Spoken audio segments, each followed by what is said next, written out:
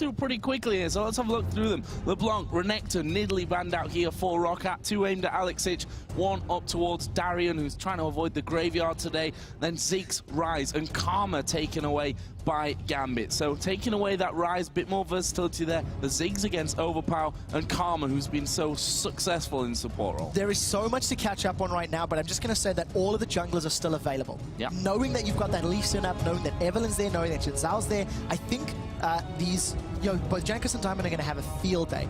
With Roccat locking in that first pick Thresh, I am quite happy to see that. It is VandeR's most played champion by a massive margin.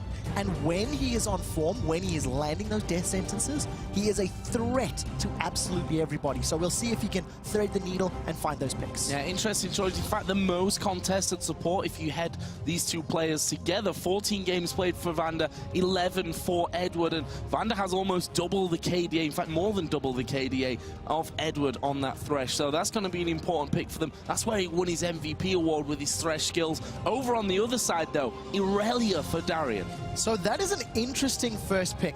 If you look at the rest of the top lane, a lot of champions are still up. We've already seen the Jax, we've already seen the Dr. Mundo. With Renekton banned out, this is telling us that Darien is very confident on that pickup. He wants to try get some lane presence down. I want to see how aggressive he plays, because the one flaw with Irelia, if you are in your opponent's face all the time, you burn through your mana pool very, very quickly. So we'll need to keep a close eye on Darien and his resource management to see how well he survives this laning phase. Lucian also picked up for Genja, so his brief affair with Caitlyn, he's gone back to Lucian now, which is the more standard pick, actually, for Genja. You'd also argue that that's the most highly contested AE carry when you look at these two players. I guarantee it. When you look at the meta right now regarding your AD carries, it's Lucian and Caitlyn that are really head and shoulders above the rest, and depending on the rest of your composition, will then determine who else you want to lock in. We do see that the Jinx has been locked in now for Celaver, and in my opinion, it's a hit-and-miss champion for Celaver. He's had some games where he's done great, he's had some games where his positioning and his slightly weaker laning phase has cost him. Jinx is a champion that when she gets ahead, she has so many tools to stay there, but the moment she can't kill you with a Super Mega Death Rocket, all of a sudden, she's not a kill threat. You've got Irelia that can jump on her. With Kha'Zix still available and most likely going to get locked in, he's going to jump on her as well. I'm expecting Celaver to have a tough time against this very mobile, aggressive champions from Gambit. And Xaxus in the top lane going to be bringing out the Jax. First time, actually, we're going to see Jax for Xaxus so far in this split. And Jax has had his fair mixture, I think we can say, of success and not quite as much success. We all know, though, once or if a Jax gets going, he's a very big threat. Yeah, it's one of those things where there is a time bomb on it. You know, the moment Jax becomes big enough that nobody from Gambit can 1v1 him, they will lose the game.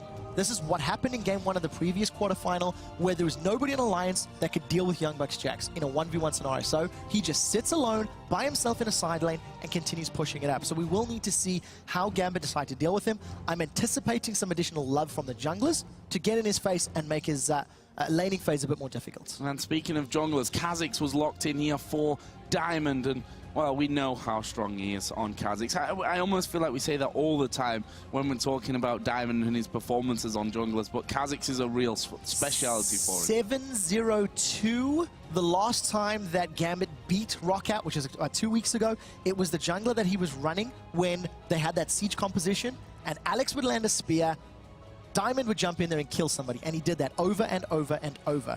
We've talked a lot about the strength of Xaxus right now. On 4.5, he is a little less powerful thanks to the tower dive, damage reduction on his tower. And the only reason I highlight that, if Gambit wants to shut down Xaxus on Jax, they need to execute their dives flawlessly. They cannot afford to miss abilities or miss time abilities, because it's going to be very difficult not only to dive Jax on a tower, but to ensure you get the kill. And we're also going to see Nami here coming out for Eduard, and that will also be a first pick of the season here for Gambit. Eduard not picked Nami up until now. I'm just going to completely skip away from the Garen, because that's probably not going to get locked in. I don't think so. And move over to Rockat's final 2 picks with Elise and Lulu. What I really find interesting is with Evelyn available, Jankos has decided to go for Elise over the likes of Evelyn. Over the likes of Lee Sin. I mean, they were both up, they were both there, and he's opted to go for the magic-based jungler. I think they're feeling confident in the amount of damage that you've got, the mixed damage from Jax and the burst damage from Jinx. I also like the utility that Elise offers you. A little bit safer with the repel, Cocoon scales a little better into the late game, and you have some siege potential.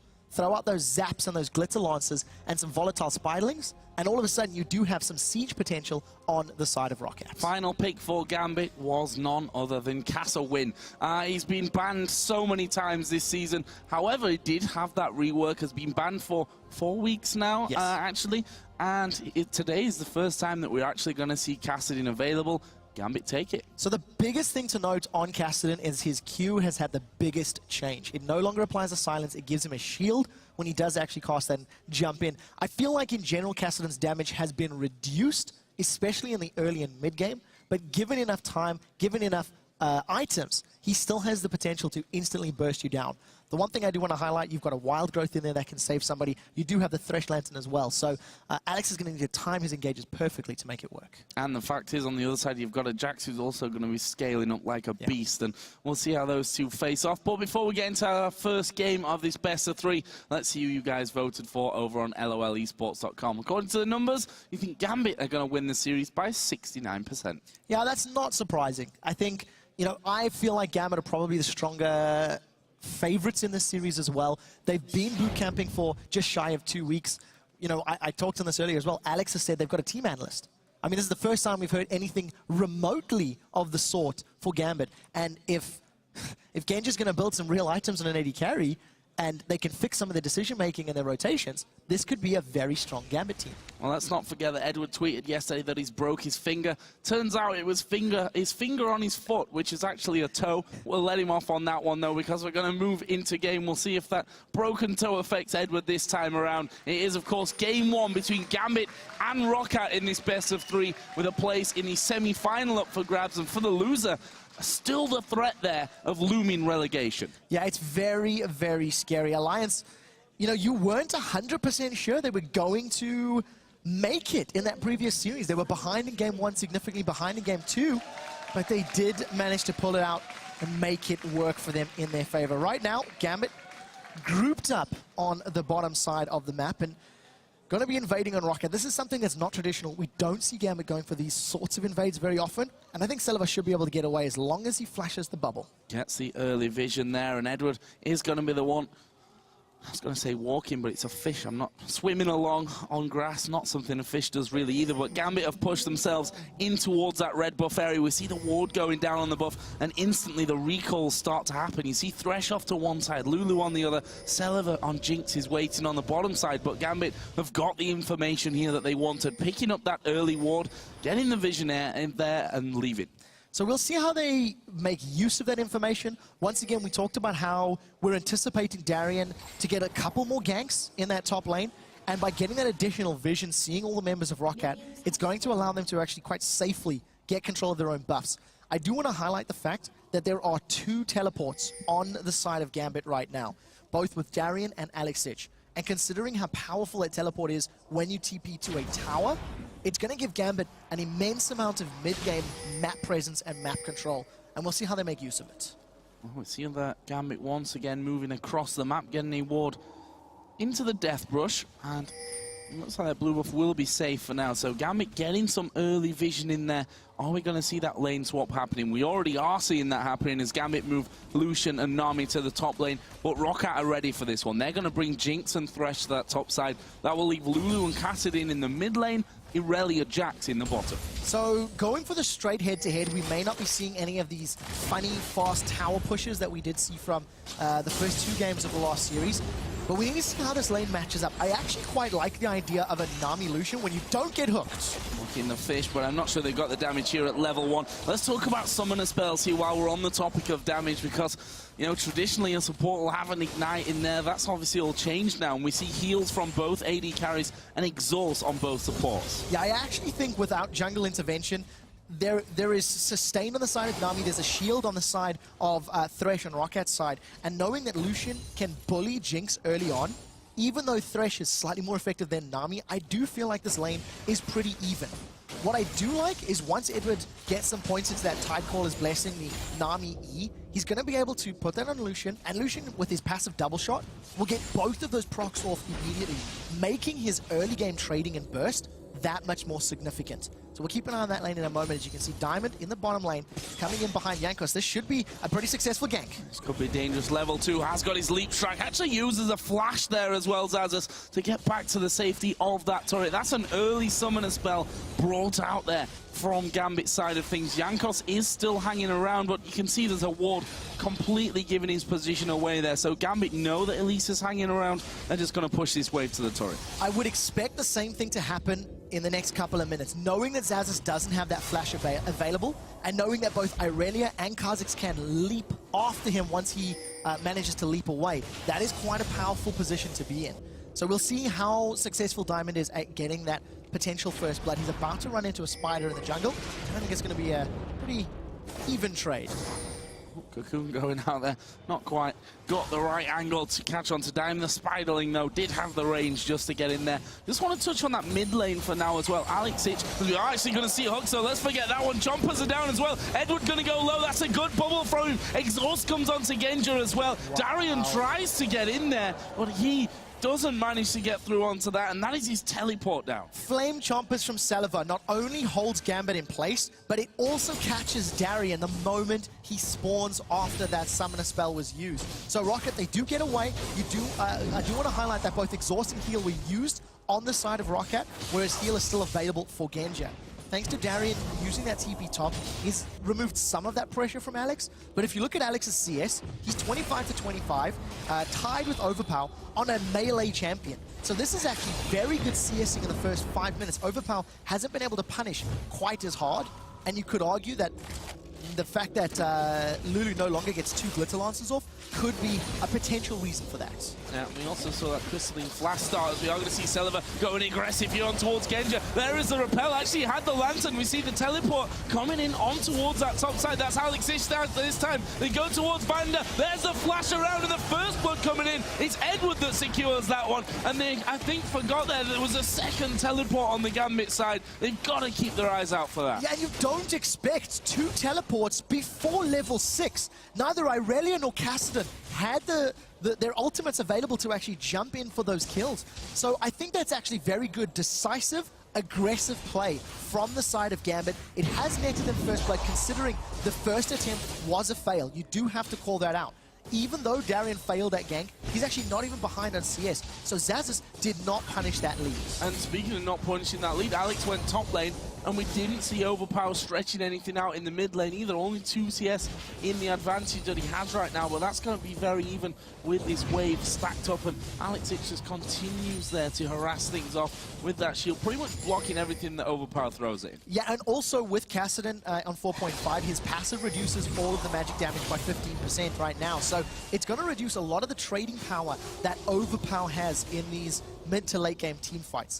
The thing that Roccat are going to be looking for as objectives like towers and dragons become more apparent is trying to create this death ball of champions, having Lulu, Jax, Elise rushing through a group of Gambit's members and having Wild Growth being very disruptive. Gambit, on the other hand, they're looking for assassinations. They're looking for Darien to jump on a target and have him blown up by Diamond and Aleksei. So the key in these next engagements will be whether or not Gambit can blow somebody up through the Wild Growth. See both jungles actually heading back off into the jungle. They were hovering around that mid lane, but realizing there's probably not much up for grabs on that area of the map. You can see that both Overpow and Aleksei are level 6 now. That gives, of course, the Rift Walk to Aleksei and Wild Growth as well on the other side in case that's needed. Eduard did just come down from the top there and put himself a ward in position, which was quickly taken away. I want to highlight how much vision Gambit has on the map right now. We will in just a moment. Xaxus fancies a chance of Darien. I'm not sure he's got the damage to actually finish him without going under the time. In fact, Darien going very aggressive in there. We see that Xaxus has a level advantage onto him. That's not going to last too long, though. And we'll see if Darien just throws his ultimate straight out here to bully Xaxus out of the lane. Apparently doesn't need to. Xaxus wants to recall. Yeah, probably saving it a little bit for the additional regen if a fight were to break out. If you look at the minimap, the number of wards that Gambit have down right now is very important to note. When we were coming into this matchup, we were looking at the ward placements from each respective team, and Roccat had a significant lead. They had actually placed 383 green wards to the 245 green wards of Gambit, and you can see on the map already, the stats favor Gambit. So this could have been one of the things that, as a team, they've been working on in preparation for the playoffs. improving their inferior vision control. See the bug waiting there on that top try. Pusch pink ward was there, so they knew that Roccat hadn't spotted him, but as he starts to back away, there's actually a pink ward which will spot him here inside of that death push. Diamond going to go in there. That's going to be a bit of free gold for him and denying a bit more of that Roccat vision. Yeah, and when you've got 2 teleports on your side, all of those wards are doubly important. They give you more avenues or opportunities to jump in behind your opponent's squad. Darien is getting close to having his teleport available as we're about to hit this 9 or 10 minute mark. He does have his ultimate available as well, so that's going to increase his damage potential in any of these upcoming fights. But as it stands, even with the kill on their side, Gambit are not significantly ahead in terms of gold, even though they're doing pretty well in this laning phase. For an attempt here on towards Jankos and Overpow. Darien and Aleksei both there. They had Diamond just behind them as well on Kha'Zix, but it was spotted early enough from that one, and Roccat just decided to back away. Not going to put too much pressure onto that turret. Let's have a look at the AD carries, because see a bit of a difference building there. 79 to 59 CS. Good solid lead for Genja early on. Yeah, and you expect that lead considering Celaver and VandeR had to deal with 2 teleports. They've had multiple members of Gambit in their lane trying to shut them down. So I actually think Genja's doing a very good job at CSing, considering he's also been engaging in those fights. When the teleports have come in, he has actually peeled away from the minion line to try and set something up. He does have an assist to his name from that single kill. I do, however, like the pick potential that VandeR has on Thresh. If he can land a death sentence, combine it with a cocoon, and then a counter-strike from Xaxus, it is going to allow them enough time to find kills. But the key is, of course, to not fall further behind. Xaxus may find himself between an Irelia and a Kha'Zix, because Diamond, he's not going to cancel his... Oh, he just cancels his recall. I think they're going to fancy a chance of Jax here. Well, we actually see as well, over 10 minutes into it now. Elise is in the bush. Yeah, Elise is waiting there. We are going to see Diamond ulting into this one. They're going to go for Xaxus. Can they finish him off? He's down to half HP. Jankos, though, becomes the target of this one. There's a flash in from Diamond. It's Darien that gets the kill. Xaxus able to jump away, though. That's a nice kill picked up by Gambit. Yeah, the amount of damage returned was just so much higher. Irelia with the hidden style is going to do a little bit more on each and every auto attack than Jax is. Jax needs multiple attacks to hit that same burst. I do want to give props to Jankos, or to Xaxus. Oh, Aleksei going trading. I want to give props to Xaxus because he did actually move himself closer to Jankos to try and reduce some of that isolation damage from Diamond, but unfortunately it was too little, too late. And we do see Overpow and Alex trading. Here comes Diamond. Alex needs to be careful, though. He's decently low from this. Avoid spikes not connected, though. And that will give him the ability to just walk away from that. No slow coming in. A lot of pings going up towards that top lane. And just want to touch on that. At the 10-minute mark, there was 86 CS on the board for Genja on Lucian. Now his Lucian average in 9 games is just 69 at 10 minutes. So he's actually farming better this game than his average throughout the entire season so far. And you can theorize, once again, it's because of that support. You know, Gambit have threw resources to that duo lane to try and keep Celaver and VandeR down. It is also a testament to the pre-game discussion where, you know, Roccat was saying we feel Genja and Eduard are the weaker links of Gambit. So Gambit have invested some resources to get their theoretical weaker links rolling, and it seems to be working out. It hasn't equated to an item lead yet, but that is because both of the AD carries are sitting on a lot of money. 1,700 for Celaver to 2,000 gold for Genja. So the first time they back, they will be looking to pick up those Bloodthirst BF swords, potentially Bloodthirsters if this extended laning continues.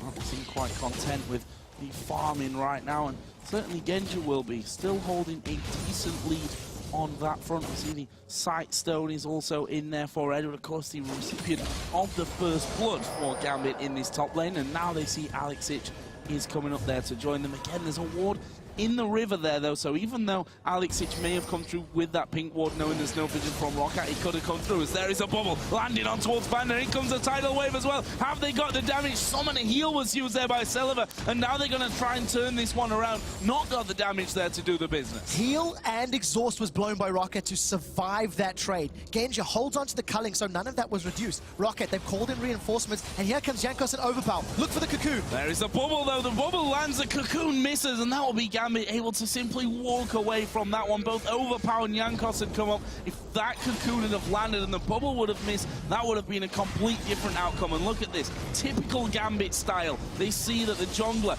and the mid lane are in the top lane. They go straight for the first objective here of the Dragon. You know, it's not over yet. VandeR does almost throws out the hook. For the first time in a while, Gambit actually grabbed this Dragon without losing Darien.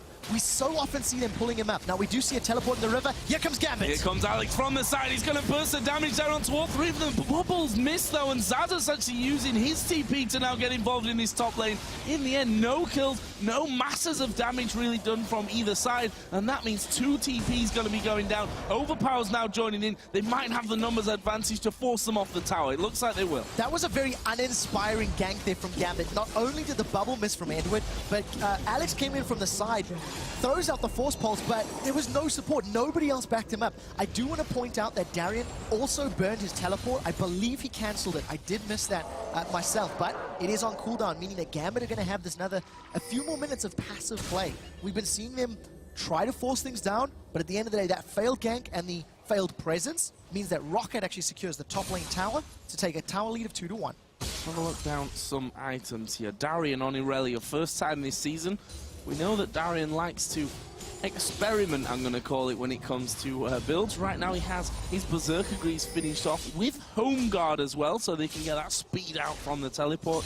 Got himself a Sheen up until now, working towards a Phage by the looks of it as well with that Ruby Crystal. Yeah, he's going to be motoring right now. Keep in mind that the teleport is so much shorter cooldown. And I think the way Roccat are playing right now, they're trying to force down these towers. So anytime Darien needs to defend, he can. He's been jumped up by Xaxus, here comes support. 3 men coming into this one. Can they lock up Darien? I think that they can. He's got no flash. There's a super mega death rocket. It's Jankos that sinks his fangs in there to get that kill. And they've got 5 men here. This is a 5-man push now from Roccat on that bottom tower. 3 men from Gambit trying to pull his back in. They have got Alex with the hook. The box goes down. VandeR picks up that kill. The rest of the team have to back away. This is turret number 3 going down for Roccat. Yeah, a small mistake here by Overpow. He was taking so many turret hits, he needs to use his summoning heal to survive.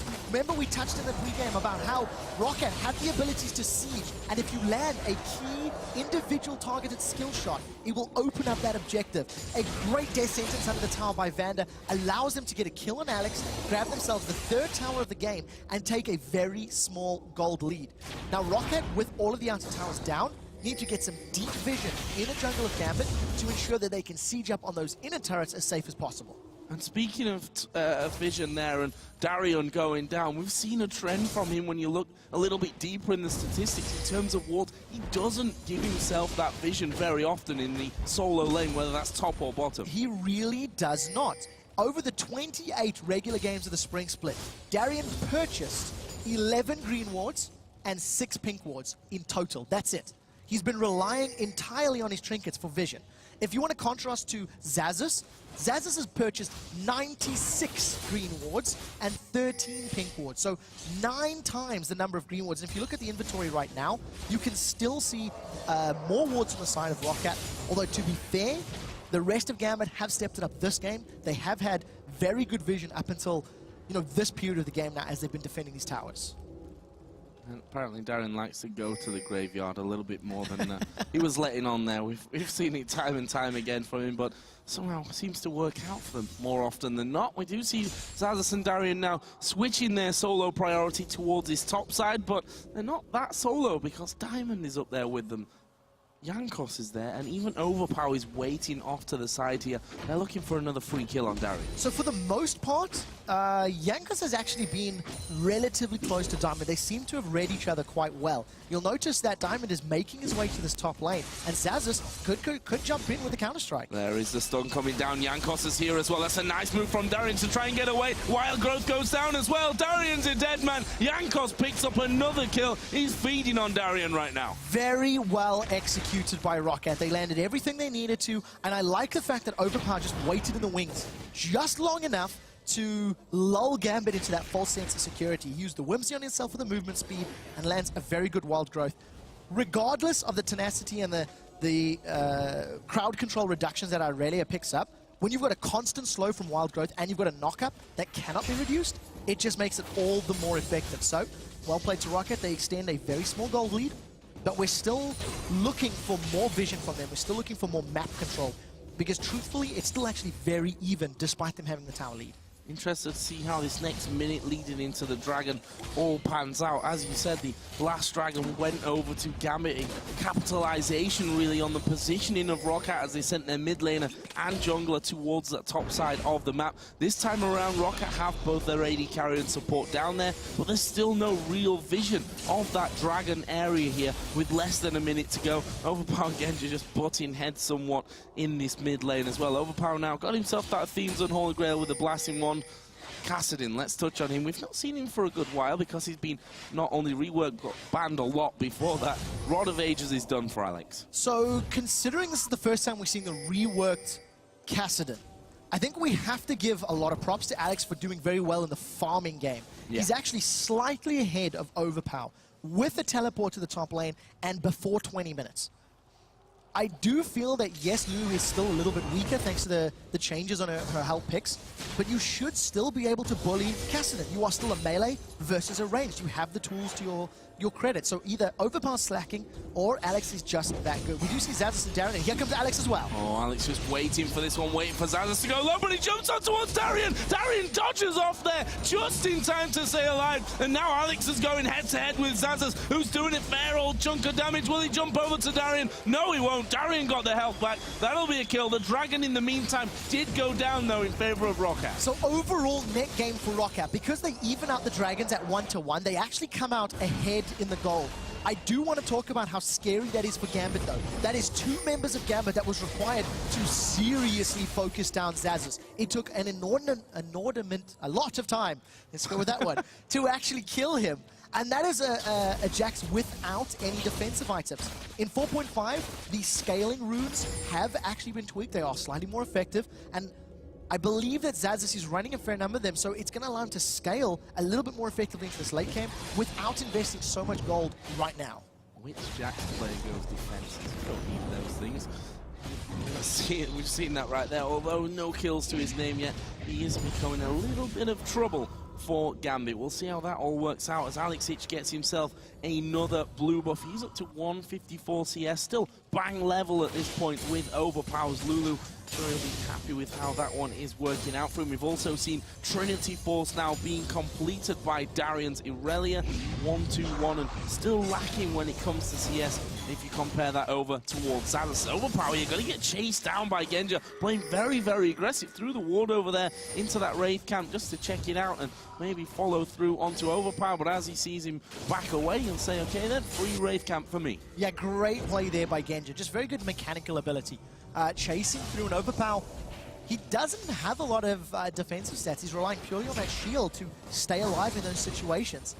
Now, we haven't seen that Roccat have been unable to make a map impact. They do hook Diamond, but nobody's really close enough to support. And I think Roccat are looking for situations, looking for a way to invade Gambit's jungle risk-free, or safer would be a safer way to put it. Celaver, he's going to get dived. Yeah, I don't think he's going to get away from it either. That's 3 men coming in, but Wild Growth comes out. Darien sank into it. Xaxus gets that one. Incredible stuff. Slow is flashed away from there by Diamond. Aleksei will rift walk. It's all about the hook. He has to flash it. I don't think he had the range anyway, but better safe than sorry there. And that, from what looked like an easy finisher onto Celaver, turned out to be a nightmare for Gambit, and they're going for Baron. I cannot believe how close that was to Celaver going down. The summoner heal plus that Wild Growth keeps him alive. Now they're on Baron and they are going to shred through this. There's nobody really close by. Now Diamond's coming in. There's a teleport as well. Teleport coming to the backside. Baron is already very low. The tidal wave going to go through the middle of the team. There is a Baron taken by Roccat. They get the kill as well. We did see Thresh goes down, but Darien's diving in there. Aleksei is there as well. Darien is going to die from this one, but both Genja and Aleksei doing masses of damage. There's a good repel away, but he can't get away from the damage. Double kill for Aleksei. A 4 for 2 in the end. Yes, Roccat got that Baron, but the kills were nice from Gambit afterwards. Hashtag not worth. Roccat rushed down the Baron, but they didn't get it down quickly enough. Trinity Force was not completed on Xaxus, and yes, there's a Zeal and a Bloodthirster sitting on Celaver, but truthfully, the amount of damage that was coming down from the Gambit squad and the number of directions of threat. You have a tidal wave flinging from the right-hand side. Diamond comes from the top. Alex is waiting in the wings on the right.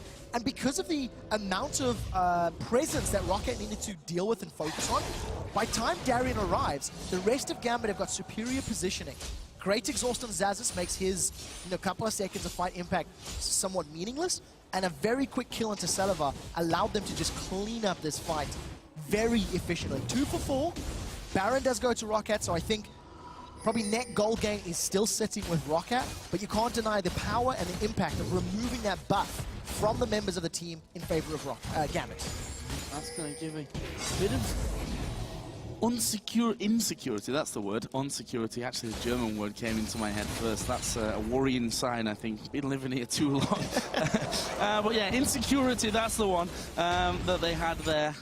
I don't even know where I'm going with this.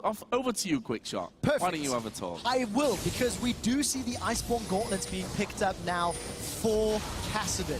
So we're seeing the first 4.5. His kit was reworked not only to remove the silence from his Q, give him a shield when he jumps into team fights to help survive, but also on his W, you're going to be increasing the amount of damage that he deals. There's an on-hit component, it restores mana if he hits champions, and when you combo that with the Iceborne Gauntlet, oh, we'll get to that, Xaxus may go down. Going to get caught a little bit from this one, did get his stun off, and actually will leap strike away onto that ward that he had from his trinket, no problem for him there. And Gambit deciding, okay, we've got no real vision going any further down the river or in towards their jungle. Let's just let him have that one and escape from it. We've got 45 seconds here, 3/4 of a minute until that dragon comes up once again. Sits at 1 apiece right now with Roccat taking the last one. Slightly superior vision for Roccat near the bottom half of the river, and just to finish up the point on that gauntlet, because of the changes to Kassadin and having his nether blades dealing that magic damage, when you combine the Sheen Burst plus the zone control that's going to give you with the slow, it buys him a little bit of time. Rift Walk in, get the slow, start to mitigate, use your shield from your Q, and Rift Walk out, in theory. We'll see how it works out, because I do think his upfront assassination potential is significantly lower with this build, but we do need to see it actually play out, because it is the first time we've seen Kassadin on this patch. So, Dragon up in 5 then. No massive ward concentration down that side of the map just yet, although Roccat have started to move in position. We see that Gambit are already in there as well as a ward at the backside, which Aleksei is going to take away. The Dragon now down to less than half HP. They're going to try and come in for this one. It's going to be Gambit that get it. There's a repel coming away. Good tidal wave will knock them in the air, but it's Celaver that picks up Darien first. Diamond's going to fall as well. He was exhausted for that fight, and now Xaxus and Celaver just start to rip through the entirety of the team. Aleksei is going to try and escape. Genja will get away. Aleksei is probably going to run them on a bit of a wild goose chase here, but as the slow lands onto him, that makes it all the harder. The play comes in, and it's the shutdown from Jankos. That's a 4-0 in favor of Roccat. Gambit do not want team fights. We talked about how their composition needs to find picks. They need to blow somebody up as quickly as possible and then have a numbers advantage in the team fight. The moment you start dealing with an Elise, you put a whole bunch of damage on it. She's going to repel away to dodge the rest of it. We see the wild growth coming in there. It's so difficult to focus down on Jax, who's going to throw down his ultimate and get bonus resistances. So at the end of the day, Gambit stayed grouped up, and they didn't blow somebody up. They have re-engaged now. Overpow may get taken out, or not. Or not. Darien might get taken out. He went a little bit too deep on that one. The rest of the Roccat team's coming in. Wait for the hook to come through. Where is it going to go? VandeR throws it out. He catches Edward at the back. Goes straight in. Wild growth knocks Darien up as well. And that's 2 more kills for Roccat with the turret as well. Diamond is trying to get away. Celaver going very, very deep on that one. Aleksei tries to burst him down, but they've got tower takedown potential as the hook lands onto Alex. He risk walks to safety again, but the in-him turret's down, and Roccat are going for the in-him. There's nothing that can stop them right now. Alex and Diamond, if they want to commit, I'm convinced they're going to get dropped down. Roccat are landing so many skill shots, one after the other, and every time they connect, Gambit lose objectives. The problem that Gambit have right now is their wave clear is so reliant on their ultimates. There's not the greatest AoE from Kha'Zix. Irelia is going to rely on her Transcendent Blades and Lucian on the culling. outside of that, it's such risky wave clear, which is why every time Roccat get close to those towers, they seem to find those kills. It happened 10 minutes ago in the bottom lane, it happened 3 seconds ago in the middle lane, and I do believe it's going to continue happening until Gambit can find better vision and find more picks. And I hate to say it again, but Darien, not sure what he was thinking there. He went far too deep. Roccat had all moved around from that bottom lane. Again, credit has to go over to VandeR, who's hit some absolutely exquisite hooks here. Even the last one onto Alex, which couldn't be followed up on for obvious reasons there. That Kassadin got far too much mobility, but again, we saw the power of Xaxus diving straight into the middle of the team as well. Trinity Force, Blade of the Ruin King. He's going to be working himself up towards that Randuin's here shortly as well. This is the kind of Jax that you don't want to find yourself up against. 100% kill participation for Overpow. If you want to see somebody that is reading the tempo of this game and is at the right place at the right time, he has saved his teammates every single time that Wild Growth has been used. You could create a compilation of him saving Roccat members. Celaver on the top lane after the dive. In the river, saving Jankos after the dive. Throwing it on VandeR after that last tower dive. It's just every single time he's connecting and he's making it count. I do want to touch on an item build very quickly because a Warden's Mail has been picked up. So maybe it's Kassa Tank instead of Kassa Win or Kassadin or however you want to go for it. Not a traditional build. I do think that is very important considering how many auto attackers there are with Jax as well as Jinx in your face. So we'll see how it pans out with this tank Kassadin because I'm not convinced so far. Time to do the damage, could be now as well. Baron has come back into the game. The last one, of course, went to Roccat, but Gambit picked up the kills directly afterwards. Will that change this time around? Roccat are already doing the work on the backside there as we see Aleksei split pushing away on the bottom side. He, of course, has that teleport available to him. Xaxus doesn't have the teleport, which means that Roccat have to make a decision here. It means that Xaxus is going to have to try and keep Aleksei down on this bottom side of the map if he's wanting to get involved. There is the Blade of the Ruin King use. Xaxus going to go in. Is he going to get the stun off? No, Alex just walking just out of range. Yeah, you never really think Jax is going to be able to 1v1 Kassadin thanks to that Rift War cooldown. He gets some auto attacks, but not going to be enough. Darien is waiting in the wings. I lie entirely. It wasn't. And we do see that Gambit secure their own red buff. They needed multiple members there out of fear of the invade. You'll see that Roccat have got much better vision in and around the Baron pit, and Gambit haven't left this red buff area. So I'm wondering if they're afraid that a sneaky Baron is going to be going on, or Roccat are going to be forcing the objective. I did see the ward in the pit.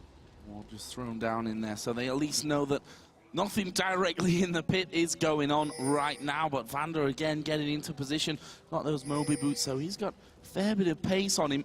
And he moves through, gets another ward into that curved rush, and he's going to try and clear things out here. Diamond just stalking off to the back, and he's in full vision of VandeR. So VandeR, you saw him step back there, a little bit cautious as to whether that Kha'Zix is going to jump over. Again, we see Xaxus dive onto Alex. As you said, though, you can't really lock down a Kassadin. No, I really don't think that you can.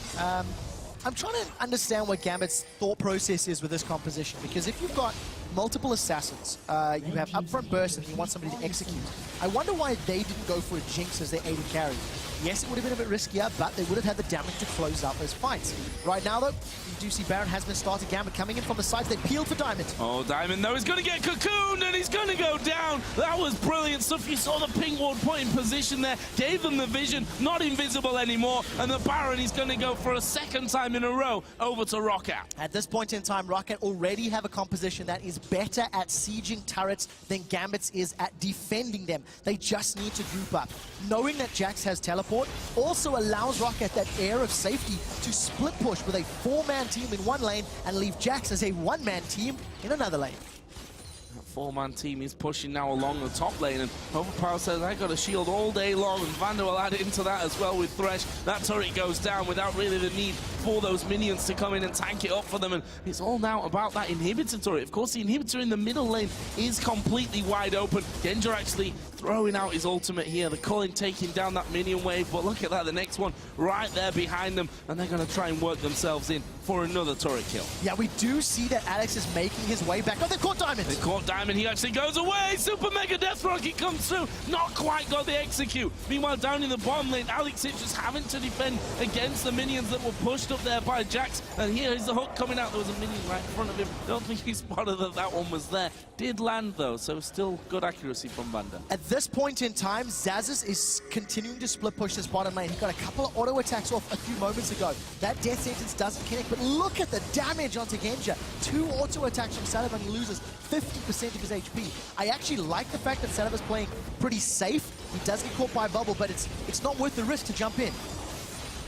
The damage going to be thrown out here. Genja trying his best to poke them back from this one. Eduard almost at half HP once again. And not a fear for that hook, and look at that bottom lane once again. We see Jax continuing to move up closer on towards that turret. They've actually pulled Aleksei away from this one. They're going to go for the 5v4. Box comes down. Aleksei getting caught in the cocoon. There is a tidal wave going over as well. A good bubble comes in, but look at Celaver with the wild growth on. And now Jax is in the fight. He's absolutely hammering away on them. Darien's going to fall. That's 2 men down. All 5 members of Roccat are still alive on this one. They're going to take the inhib turret. The inhibitor will fall as well. And now they chase over on towards Siren. The hook doesn't land. Well, that's the first inhibitor. The second one will go down. They can take that bottom side, if not finish it. There are so many minions coming through the middle of this lane, and part of the reason that fight was so convincing for Roccat, after the 3-man bubble from Eduard, Xaxus lands a 3-man counter-strike, locking up the entire Gambit team. Gambit panicked, trying to focus him down. They've caught Diamond. They've caught Diamond. The flame will knock him back into sure death. Now Genja is going to be the focus. One more hit will do it. That's another kill for Celaver. The Nexus turrets are already gone, and it's Roccat that pick up game number 1.